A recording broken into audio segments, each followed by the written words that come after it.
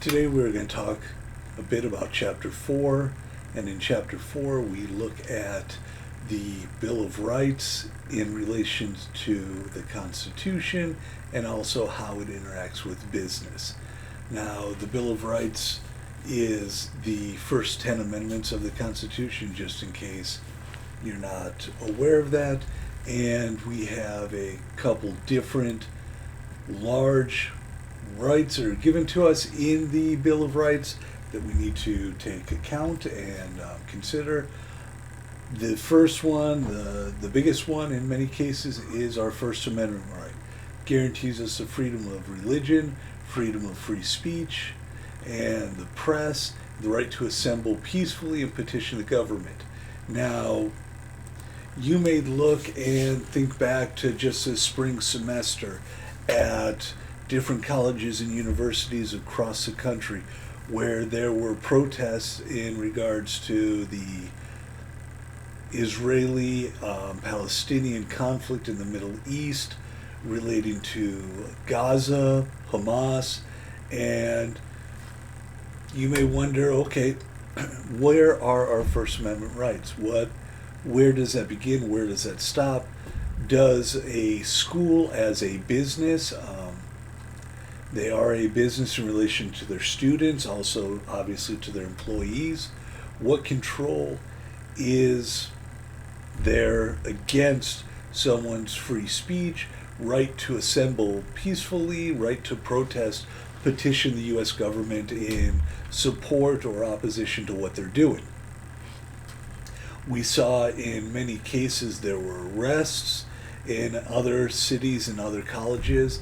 The students and the employees and the people involved were allowed to continue to protest without any cause or any problems. So how does it work differently? Why is it in some instances they're allowed to, some instances they're not allowed to?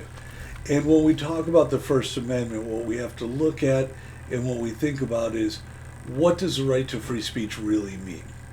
And that right to free speech is the essence, and outside of the business world, you have the right to say whatever you want to say without the government arresting you for what you are saying. Now, when we take that into the business world, it changes drastically. Do businesses have the right to control what their employees are saying? Yes. If it is a private company, and when I say private company, I mean a company that is separated from the government. When we talk private and public, in this situation, public is the government, private is any company that is not run by the government. And in private companies, they have the right to control your speech however they want. The government does not. Now,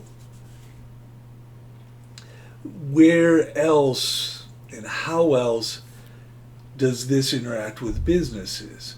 For instance, customers. Can I turn away a customer because of their speech?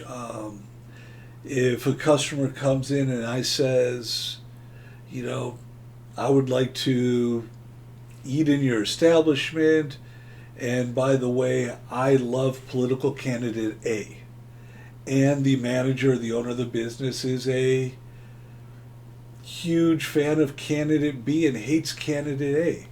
Can they say, we don't want to serve you because you're a supporter of candidate A?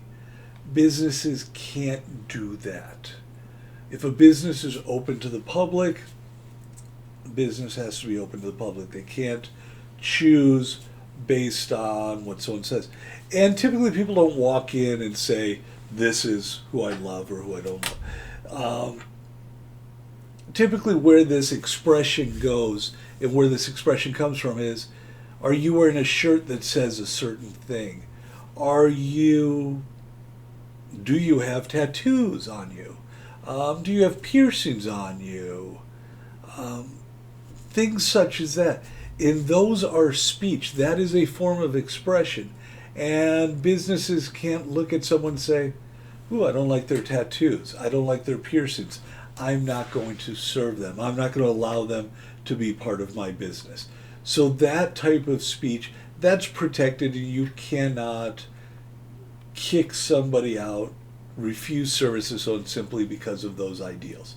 Now, if someone comes in and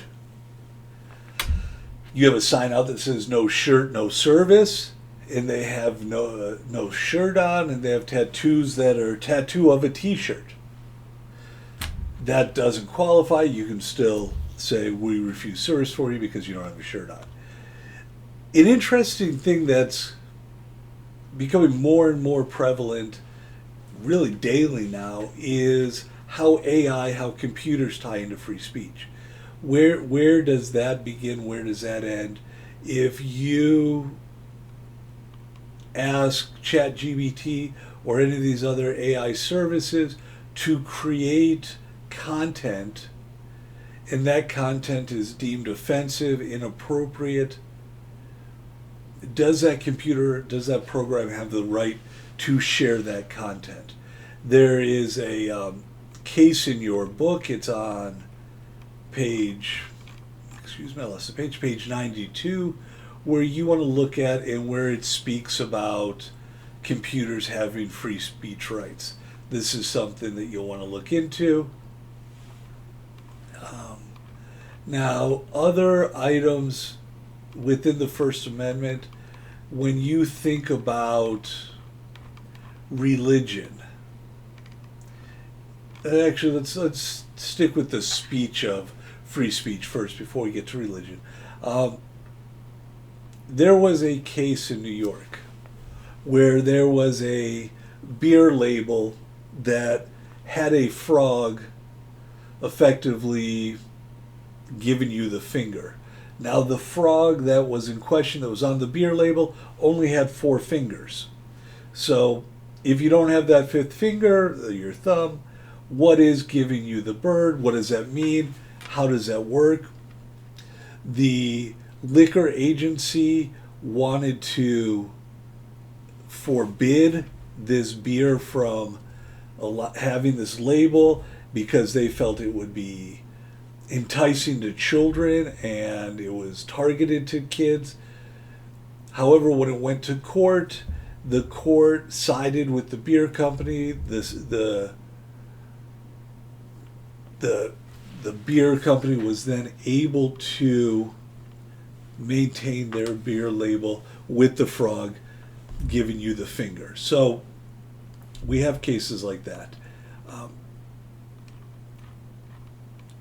I will say lastly, with speech, any inducement to violence, any hate speech, that is never protected. I'm going to end this video and we'll start another video when we get onto freedom of religion and other tactics within the Bill of Rights.